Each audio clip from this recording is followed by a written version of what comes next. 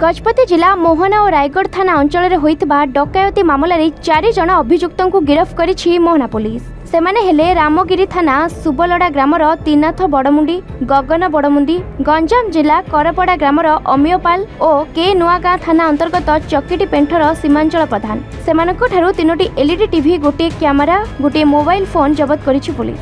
गत वर्ष मोहना थाना लुहागुड़ी रे जड़े व्यक्ति घर कैमेरा टीवी, मोबाइल और रायगढ़ ब्लॉक तालमुंडा और जिरांग पंचायत गृह 2टी एलईडी टीवी चोरी होता। थाना 3टी मामला रुजु होइतिबारु चोर को धरने तदंत करथिले रायगढ़ एवं मोहना पुलिस। शेष में मोहना पुलिस हाथ में धरा पड़िछन्ति अभियुक्त माने।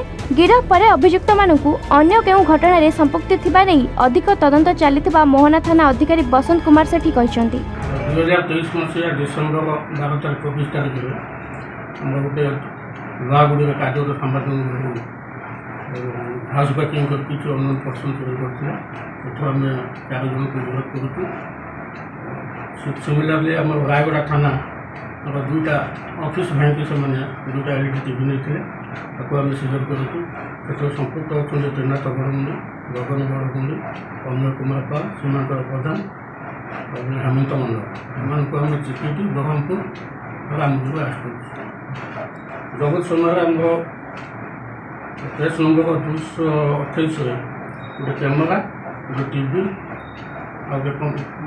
मोबाइल से सीजर हो। रायगढ़ केस 2टा टीवी मैंने हाबिचुअल अफेंडर मैंने सब टार्गेट करते जो मैंने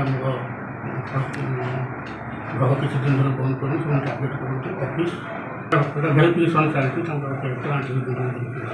मोहना धीरेन्द्र नायक रिपोर्ट A1 ओडिशा।